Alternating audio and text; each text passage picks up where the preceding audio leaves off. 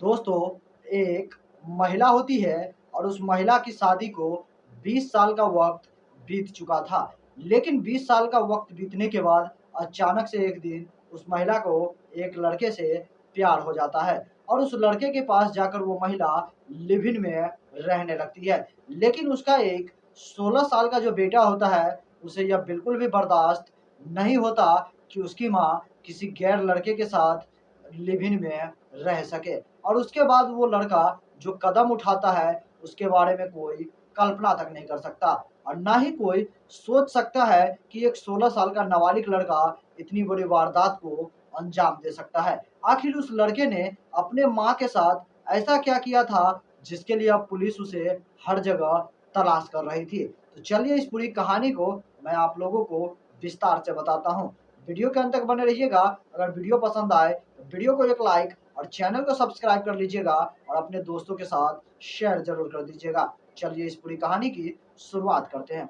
दोस्तों, यह घटना हरियाणा राज्य के पलवल जिले की है। उसी के अंतर्गत एक महिला रहती थी, जिस महिला का नाम रेखा होता है और उस महिला की उम्र की बात की जाए तो लगभग 40 वर्ष के आसपास हो चुकी थी और उस महिला के शादी का लगभग 20 साल का वक़्त बीत चुका था और उस महिला के 5 बच्चे होते हैं, जिनमें से सबसे बड़ा लड़का होता है, जिस लड़के की उम्र 16 वर्ष के आसपास होता है और वो अपने पूरे परिवार के साथ रह रही थी। लेकिन 20 वर्षों के शादी का समय बीतने के बाद अचानक से उस रेखा नाम की महिला को एक नौजवान लड़के से प्रेम हो जाता है, जिस लड़के की उम्र महज 32 से 33 वर्ष के आसपास होता है और वो महिला उस प्रेमी के लिए अपने पति, अपने बच्चों को छोड़कर उसके साथ लिव इन में रहने के लिए चली जाती है।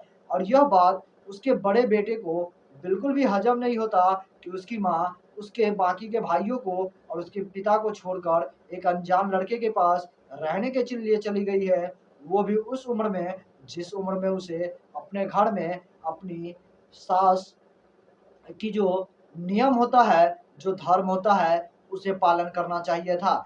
लेकिन वो माँ उस प्रेमी के साथ रंगरलिया मना रही थी, उसके साथ अवैध रिश्ते बना रही थी, जिसकी वजह से उसका 16 साल का बेटा बहुत ही ज़्यादा आग बबूला होता है और एक दिन 26 जनवरी का यह घटना होता है, जब वो 16 साल का बेटा उस माँ से मिलने के लिए उसके कथित प्रेमी के घर पर पहुँच जाता है, जहाँ एक किराए के कमरे में वो रहा करता था। माँ रेखा थी, उसके पास पहुँचता है और पहले थोड़ी-सी बातचीत करता है और बातचीत करने के बाद अपने ही माँ के साथ वो मारपीट करता है और मारपीट करने के बाद भी उसे सुकून नहीं मिलता है और तभी वो मुर्गा काटने वाला जो चाकू होता है, वो चाकू लेकर निकालता है और अपनी माँ की दोनों पाँव और दोनों हाथ को काट कर अलग कर देता है और उसके बाद उसे चारपाई पर बांधकर वहाँ से फरार हो जाता है।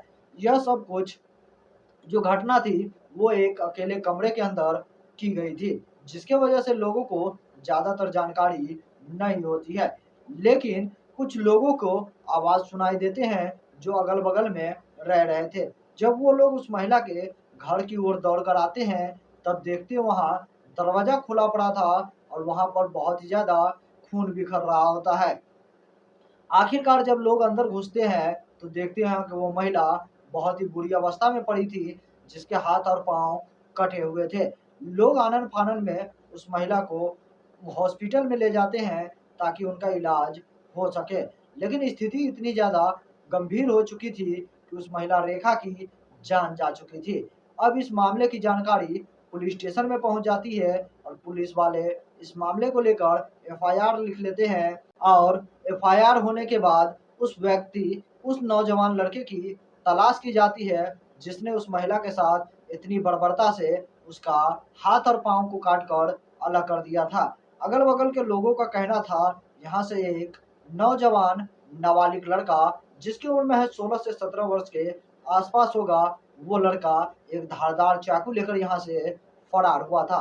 पुलिस को उसके ऊपर शक होता है और उस लड़के की तलाश अभी भी जारी है, लेकिन वो लड़का गायब है। लेकिन इस माँ के साथ जो एक नाबालिग बेटा ने किया, क्या वो सही था?